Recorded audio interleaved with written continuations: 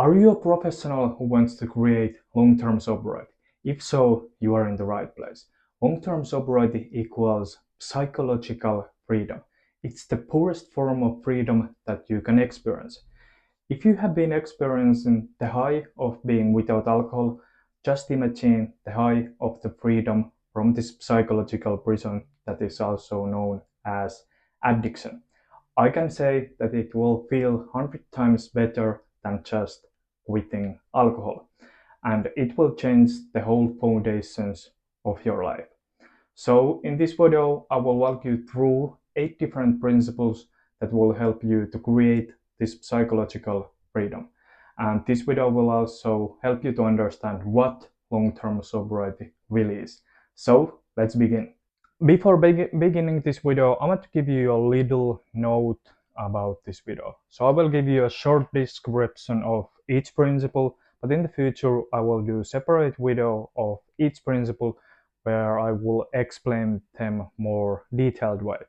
And for those who don't know who I am, my name is Sami, and in the last 5 years I have been quitting 5 different addictions, and now I help professionals to create long-term sobriety from alcohol.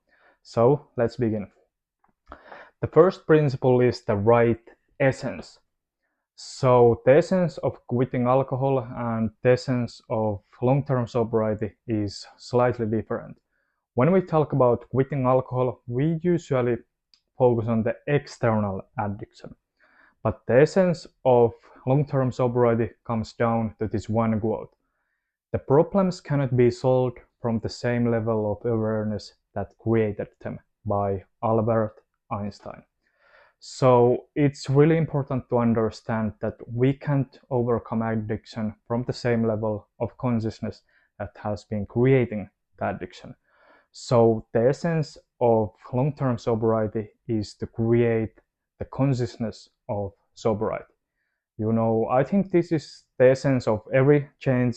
If you are trying to quit alcohol, create long-term sobriety, or do any kind of change, and you are not doing anything to raise your awareness, I don't really know what you are doing. So it's about understanding that the essence of long-term sobriety is to create the consciousness of sobriety. And almost everything that you do in your sobriety has to be based on this principle. So yes, that's the first principle. The second principle is about having the right foundation. So think about one foundational thing that you basically need in order to do anything.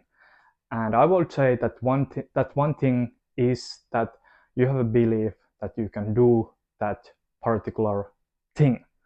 So it's about optimizing our beliefs. And this is really important, especially in long-term sobriety. Because if you try to create sobriety and you have a beliefs like that, life without alcohol is boring, I can't enjoy my existence without alcohol, then the reality will be in struggle and your reality will be in conflict, and it will be really hard to create amazing life in your sobriety. And usually when we talk about beliefs are our own assumptions about those things. So it's about identifying your current beliefs and then creating better. But I would say that you will make the biggest difference when you just start to identify your current belief system and you start to dissolve those beliefs by starting to studying them. And if you want to know more about how to do belief change, uh, I recommend to read the book Beliefs, The Pathway to Healing and Well-Being by Robert Dilts. And the second book is The Sleight of Mouth, The Magic of Conversational Belief Change by Robert Dilts. So yes, that's the second principle, having the right beliefs. So the third principle is the right objective. And this can sound very simple, but this has a very huge impact on your life. So this means about having the right goal. And this has to be precisely right, because our goals basically drives our behavior. Our goals regulates our happiness, because we kind of feel joy when we work towards our goals. And also our brain works in a way that it always tries to find solutions to how to achieve our goals. So your brain kind of filter things based on what is your goal. So in that sense, your goals has a huge impact on your life. And you can frame your goal as a problem frame and outcome frame. If I say that my goal is to quit alcohol, it's problem frame. If I say my goal is to create long-term sobriety or to create amazing health, then it's outcome frame. And it is always better to have outcome frame, because it is well known that if you have a problem frame, you have more high possibility to create limiting beliefs. And also, I think there is some misconceptions about sobriety. Some people can have the outcome frame, their goal is to create sobriety, but in their mind they have the problem frame because they don't understand really what sobriety is. So most people think that sobriety is about the absence of some external substance. But the deeper meaning of sobriety doesn't mean the absence of some external substance. The deeper meaning of sobriety means inner balance. It means that you are in harmony with yourself. Sobriety is the total clarification of the mind. When the mind is sober, you will have the sobriety in the external life also. If you can look at a lake that is totally serene, you can have a full understanding what sobriety really is. When your inner lake is serene, you are in the state of sobriety. It's about being sober from your negative thoughts, negative self-talk, negative or limiting beliefs and things like that. And when you have that kind of sobriety, then life will be really wonderful. So it's about understanding that having the right objective in your sobriety, creating the consciousness and the mind that is sober, and not focusing so much on the external sobriety, because the external sobriety will become when you have the internal sobriety. And also you can have some kind of end goal for your sobriety. For example, you can link the goal of sobriety becoming better parent, better spouse, creating amazing health, things like that. And when you have some kind of goal that you really desire to achieve linked to the sobriety, you will have more drive to achieve the sobriety. And the next principle is having the right focus. So this is about understanding what is the real problem in your drinking problem and doing the whole identification process in your drinking problem. So we usually drink for different reasons, and there is even different drinking profiles. So some people can drink because they are social drinker, and some people can drink because they are the stressed drinker, and some people can drink because they are the weekend drinker, and some people can drink because they have an alcohol addiction. And when you understand your drinking profile, then you start to understand the nature of your problem, and you start to understand what you have to look on your own situation. And I think this principle will make the biggest difference on your long-term sobriety, because if we are not focusing to solve the right problems in your sobriety, then we don't going to have the right results in our lives. So it's about doing the identification process and focusing to solve the right problems. So yes, the next principle is having the right drive. And the right drive is like oil that puts the engine work like a well-oiled machine. And when you have this in your life, it will make sobriety very harmonious, very smooth, and you start to be more happier in your life. Change start to be more easier, and you start to understand what really works for you. So it means that you know what particularly motivates your particular personality type. And when you know that, it's a huge thing to have in sobriety and in life. And the way to know this is to use the 4 tendencies personality framework. So it basically tells how people respond to outer and inner expectations. So outer expectation is, for example, hitting deadline on the work. Inner expectation is, for example, New Year resolutions. And also quitting alcohol, creating long-term sobriety is inner expectation. And there is 4 different tendencies. First is upholders.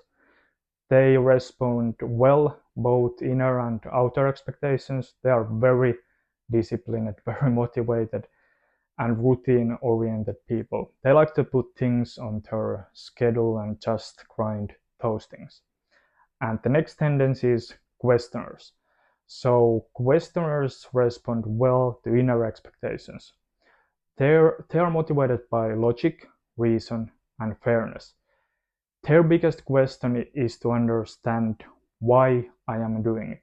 If questioners find their right reason to do, for example, to create long-term sobriety, they will be at their best and will be very motivated to do that thing.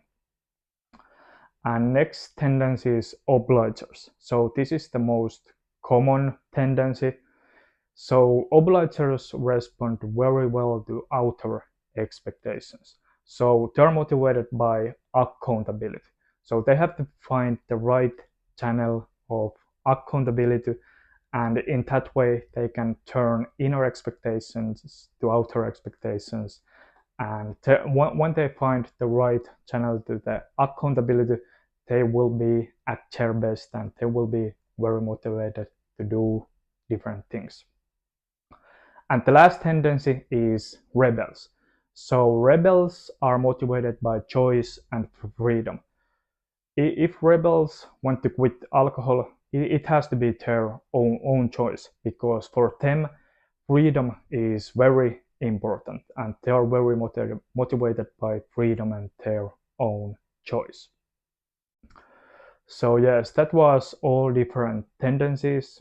And if you want to know more about these tendencies, I recommend to read the book The 4 Tendencies by Gretchen Rubin. And if you want to know your own tendency, you can do the 4 Tendencies online quiz. It's very easy to do. You can do it in 12 minutes, and I think it has 11 questions or 12 questions. But yes, so this principle is about understanding what motivates your particular personality type and starting to use that as your advantage. This can sound very simple thing, but really, if you reveal your own tendency and you start to use it, it's a huge thing to have in life, and it can be a game changer. So yes, the next is the right optimization. So this is about understanding that as a human beings, we have a certain amount of energy each day, and it's about using this energy very wisely. So in this case, we don't try to use our energy to cure the symptoms of alcohol, but we want to change the causes of our lives. And think about what is the causes of our lives. What will make the biggest difference in our sobriety? And I would say that the king of the causes of our lives is our environment. Our environment is the reason if we have addictions in our lives. If we have sobriety in our life, it's a result of our environment. And also you can use your environment multiple purposes. You can use it as as a system to identify what is your real problem. And also you can use your environment as a system to solve your problems. And I think environment is this big ecosystem of your life that makes the outcomes of your life. And when you start to modify your environment, you start to change the causes and effects of your life. And when I talk about environment, I mean your habits, lifestyles, your relationships, your physical environment, your physical health, your mental environment, how you think, how you feel, what kind of attitudes you have towards life, yourself, and what kind of perception you have about your life. And also we have social media environment nowadays, what kind of content we consume. So environment is a very large system, and it's a made up multiple different things. And when you start to change these little things, you start to change the whole system. And also I think it's the biggest cause of our lives. When you start to really put effort on your environment, you can remove addictions your life, and you can you know create really quality sobriety when you really start to put effort on this. And the next principle is the right mindset. So nowadays we have a lot of information, we have a lot of different strategies to do certain things. For example, we have maybe hundreds or thousands different programs to lose weight, to quit alcohol, but still it's a tiny percentage of people who succeed with those programs. But why it is like that if we all have access to the same strategies and same information? And I would say that there can be many reasons for that, but maybe one reason can be that the people who succeed with those programs have a very different mindset than the people who do not succeed. And I think it's not the strategies that create success, but it's the mindset behind those strategies that create success. And usually when we approach sobriety, we approach with the attitude that it's something that we have to do. And maybe we feel very negatively towards our sobriety. We feel shame, guilt, maybe fear, and understanding that how we think creates our feelings, and our feelings, creates our actions.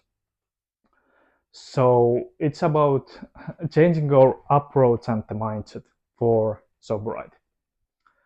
So the new approach is that it's something that we choose to do, and it's something fun, something inspirational.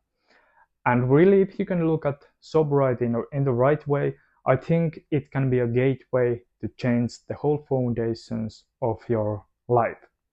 And when you look at sobriety in a way that it's a gateway to change the whole foundations of your life, you will take pretty different actions. So it's about having the right mindset towards this process. So the last piece of puzzle is the right replacement. So this is about bringing something new into your life. I think one of the biggest mistakes that people do who try to create sobriety is that the only thing that they try to change is their behavior, but they don't try to change themselves or their lifestyles. And this principle emphasizes that changing also our lifestyle when we start to create sobriety. Bring something new in their lifestyle. All that energy that went into the drinking, put that energy to something new. It can be new hobbies. Maybe you want to put more effort on your career or business. Maybe you want to create amazing health or amazing physique. Or maybe you want to improve your relationship. Whatever your soul is attracted to do, choose that thing and put all that energy to that thing. And also, this is the way to alchemize addiction to something really beautiful and something that really builds your life and make your life feels wonderful. So maybe the idea of this is that putting that extra energy to something new and not just being, and not just doing nothing. So yes, that's the right replacement. And I want to give you one bonus principle, and I think this is really important because this basically explains the nature of long-term sobriety or the nature of overcoming addiction. So I want to tell you one study that was made about the graphic signs in cigarette boxes. So nowadays we have pictures about lung cancers, people in their deathbeds in cigarette boxes. And the purpose of these pictures was that doctors think that they will help people to motivate to stop smoking with these pictures. But the findings of this study was really interesting. Those pictures was not helping people to stop smoking, but it was increasing people's positive attitudes towards smoking. And what is the reason for that? Well, when you see pictures about lung cancers, people in their deathbeds, you will feel fear. And what is the better way to calm your fear than to smoke a cigarette? And this study demonstrates perfectly that you can outsmart addiction by using logic. But addiction is 100% emotional phenomenon. If you all day think about every negative consequences, what will happen when you drink, then there is a chance that it will bite you back. Because when you think about those things, you will create negative emotions in you, and those emotions are the things that drives addictive behaviors the most. So it's about understanding the nature of overcoming addiction, and the nature of overcoming addiction is upgrading your emotional life in a way that it works in your favor. So yes, that's the bonus principle. So that's also the framework how to create long-term sobriety that will lead to psychological freedom. And these principles was more about how to take right action, but they was not a clear actionable steps. But in the future, I will do video how to turn these principles into real life action. And we can also make a little conclusion about this video that the nature of long-term sobriety is about doing the psychological work. When we try to quit alcohol, it's more about doing external work, but in the long-term sobriety, it's more about doing the psychological work. Because at the end of the day, addiction is a mindset and it exists in the psychology. So when we start to change the psychology, the addiction will disappear. So thank you for watching this video and bye bye.